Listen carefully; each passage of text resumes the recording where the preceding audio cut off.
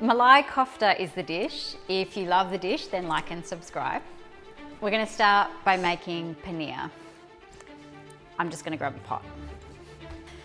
So malai means cream and kofta is essentially any sort of ball. So what we're doing here is we're making paneer and potato balls in a malai-tomato spicy sauce. So there's a couple of processes. The first one needs to be the making of the paneer because this has to hang for a little bit. You could do this the day before. So 2 litres of milk, and I'm just going to put this on high heat to bring to a boil. And while that's in its infancy, I need to squeeze a few lemons so that I can use those lemons to cut the milk and create the curd and the whey for the paneer. For 2 litres of milk, if your lemons are really juicy and ripe, watch you. You're next level, Chip. Come on. This is Chip, the YouTube dog. Come here. Oh, so I'm going to squeeze a couple of lemons. Now the process of making paneer is essentially just any curd cheese is made the same way. So any sort of ricotta where you're bringing milk to a boil and then using lemon as the acid to coagulate the proteins in the milk, and that creates the curd, and then what's left is the whey. Okay, so this is on high and it's actually going to take a little bit to bring the milk to the boil. But it's one of those things you can't take your eye off it, because as soon as you take your eye off it, it boils over all over the stove, 100%. So while this is happening, I've got another pot here with some water in it, and I do also need to parboil the potatoes. So I'm just going to pop this on. If you don't want to go to the effort of making your own paneer, you can buy store-bought, but the texture's different and just the taste, it's not as elegant, it's not as soft. So when you've got this milk going, what you'll feel when it does start to heat is it starts to stick to the bottom of the pan. You can feel it. And that's the first indicator that the milk's starting to get to that space where you've got to watch it a little more closely. There's obviously a lot of feel to cooking. Okay, so this is ready for the potatoes. So I'm going to parboil these chat potatoes whole. I think it's around 500 grams, so 2, 4, 6, 8, 10 small potatoes. See how it's starting to bubble? See how it's climbing up the pot? So I'm going to cut the temperature and then pour in the lemon juice until it splits. So see how that is just starting to split? Oh, it's not quite done. If the whey is a little bit opaque, which this is, put a little bit more lemon juice in and it clears it. Can you see that? And suddenly the actual curd is far more distinct. And once that's done, you just need to strain it off. All right, here's a little side tip. If I was making actual paneer, then I'd place a pot under the strainer and reserve the whey, because the whey is used in the cooking process when I'm making the paneer. So just either an old thin tea towel or some muslin. Just straining this through.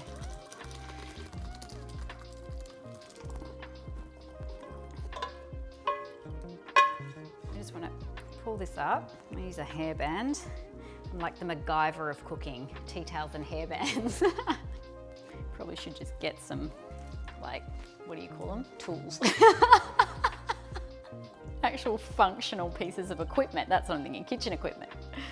So if I was making paneer, I would hang this overnight, but I'm not. I'm making malai kofta. So what I just want to do is hang this for a little while. So this is all the whey, and I'll use that a little bit later. The whey contains the flavour of the milk and the lemon and the curd, and it's a slightly acidic, protein-rich liquid. It's very sweet. Okay, so that's just going to hang there for a little bit. And I'm going to test the potato. They need to be quite soft because I'm going to mash them. I really want them to be almost breaking apart. While that's happening, I'm going to start the process of the malai sauce, so the kofta sauce, which is tomato based. So now actually what I'm going to do is I'm going to do a bit of a hybrid sauce, and I'm going to use fresh tomatoes and passata. Okay, so what I'm doing here is just coring the tomato and putting a cross in the base, and then I'll put them in hot water, and the hot water will allow the skin to come off really easily. The passata I'll also put in to create more richness and to smooth out the end result of the sauce as well. So while I'm waiting for the water to boil, the potatoes to boil and the paneer to hang, I'm going to get going on the malai sauce. I'm going to use 3 cloves of garlic and half an onion. So often what you find with Indian food is there is just a series of steps in terms of preparing produce, and then it's a compilation effect. So the nice thing about working with spice routinely is understanding substitution and what spice is actually used for. So at other parts on my channel, you'll see there's all sorts of information around spice usage, the function and the flavor profiles, and that can be really helpful to learn that vocabulary or to have that skill, because if you are missing an ingredient, you know how to replace it or you know how to get around it without having to run out to the supermarket. The last is fresh ginger. Just grate that on a microplane, skin and all. And this is to taste. And I know when you're not familiar with cooking, hearing that's really annoying, but I would say a teaspoon of grated ginger is a moderate amount, and more than that starts to get intense. Potatoes are nice and soft, so they can come off. They have been boiling for around 25 minutes, so I'm just going to drain them over here. And they can just sit there and cool off.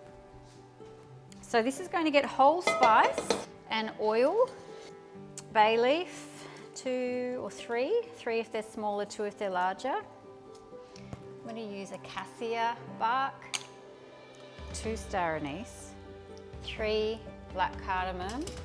This is essentially almost a whole garam masala. So I'm going to use mustard oil here, around 2 tablespoons. This whole spice to heat. So that needs to be medium-high heat. The fresh spice as well here. So mustard oil is going to give this creamy tomato base a little bit of a clearer, tighter aromatic quality. Sometimes a really rich creamy base can feel a bit flaccid, and although I'm sure there's a place for flaccid food, I haven't yet found it. So I do like to keep things a little bit more punchy. And once that gets to a reasonable temperature, all of this can go in. It needs some cashews. It wouldn't be malai kofta without it, so I have some cashew pieces. I'm going to put 1/3 cup of raw cashews. Oh my gosh, it smells so fragrant and amazing already. And then turn it down if it's starting to stick, which it is, just on the low side of medium. Then tomatoes, remove the skin, so see how easily that happens. Just a rough chop. Already very pulpy, so that process of putting tomatoes into hot water prepares them for the pan. I've got another little video on how to skin tomatoes, just a really simple, quick way, so gives you all the little shortcuts. Now this is when I'm going to put some passata in, because I want a richer flavour than I achieved last time. So it's about 1 cup that I'm putting in. Now, one of the keys to creating really beautiful flavour in an end result of a dish is that every time you add something to the pot, you have to modify it by adding more aromatic structure, particularly something like a passata, which has a real density and it's very flat. So all of that beautiful spice flavour that I've created in the base of that dish gets swallowed up a little bit by the heaviness of that tomato. So now what I need to do, the way to bring it back to life, will be a little bit of salt, so not much, so 1/4 to 1/3 teaspoon. A little bit of sugar, again maybe a small half a teaspoon. Something with a little bit of pungent quality, so I choose a pepper. A fine black pepper, 1/4 teaspoon. And then maybe something earthy, so a cumin seed. The cumin seed, I'm gonna say a 1/2 teaspoon, a generous half, and those flavors are going to introduce that passata into the dish in an Indian fashion, and that's what I'm trying to do, is translate that ingredient across. The last time I added a cup of water, it was too much. I'm gonna add a half a cup. And also taste. Taste, taste, taste. If it doesn't taste right, fix it. No, that's lovely. A malai kofta is a really softly spiced, creamy dish. So flavors that shout don't really have a place in this kind of a dish. So the taste I'm getting here is there's rich tomato, the cashew is making it a little creamy. There's a background of spice texture and density, but no singular spice is coming too far forward. And that's what you want. That's a really harmonious, gentle, and almost nursery-like in terms of how the mouth responds to it, which is just like you feel a little bit coddled when you eat it, and that's what these sorts of dishes are for. Now that has to cook for about 10 or 12 minutes with the lid on. All right, how are we going? This is we're nearly there. We have the paneer, we've boiled the potatoes, we've made the sauce, the kofta sauce. So now it's a matter of putting the koftas together. The paneer, unwrapped its little parcel, and a bowl. So this is still really warm, but that's okay. It's so yummy, wow. I'll just eat it like this. Milky and sweet and lemony, beautiful and soft. So that's exactly what you want. It's like a ricotta crumb, and it has this really nice sort of stick to it. So when you put this in with the potato balls, you can imagine, I'm just gonna give these a quick skin. Ooh, they're still really hot. In terms of ratio of paneer to potato, I'm gonna say I would like more paneer in there than I do potato. The skinning of the potato doesn't need to be pretty because they're getting mashed. So I'm just going to use my hands to, oh God, it's so hot, wow, to bring this together. But I don't have a potato masher. See, it's that equipment thing again. What could I use? A shoe? What flattens? Okay, so these are going to be fairly roughly mashed. Yum, that's so delicious. The paneer actually works to bind itself. So as I'm working it, I can feel it coming together. So I'm going to add a little bit of spice to this.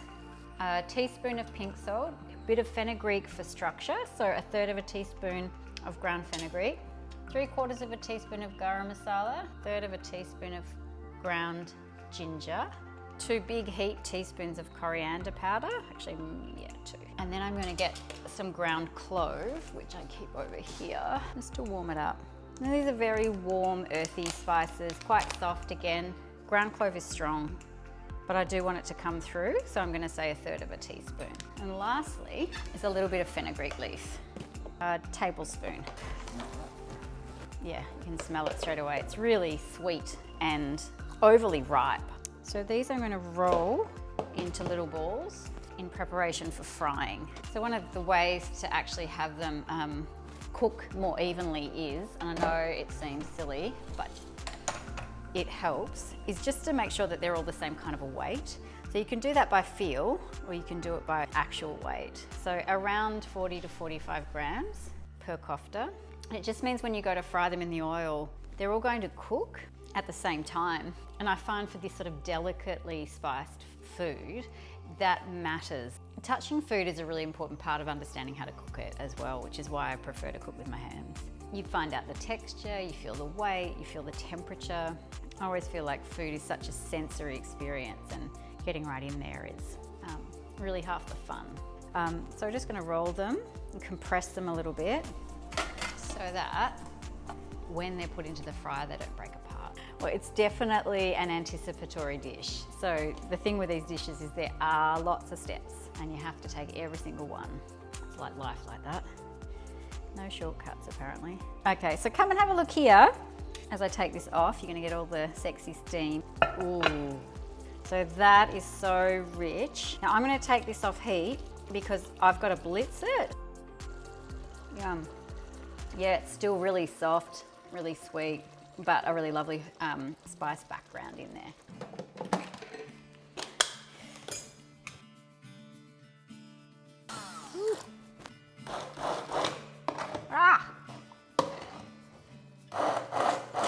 it on my face.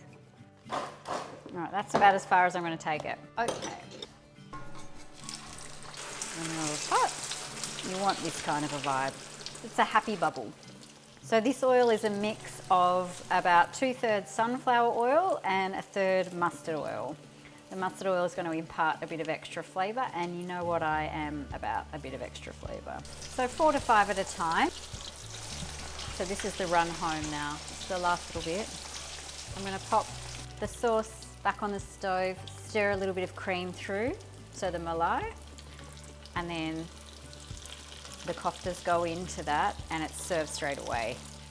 So here's a tip. If the oil's not hot enough when they go in, that's when they start to break apart. So you need the Goldilocks temperature, which is not too hot so they're going to burn, and not too cooled down that they're going to break apart a little bit before the heat gets to them. I would say not your top high heat on the stove, but at about 80%. The oil had cooled down just a little bit for this batch, and you can see that there's a little bit of, they're just not holding together quite as well. Oil off.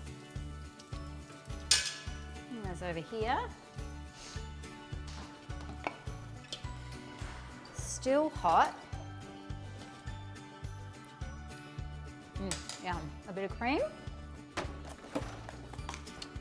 Stir it through. I'm going to say 2 tablespoons.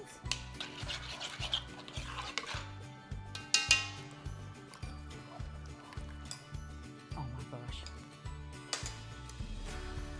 Oh, that's divine.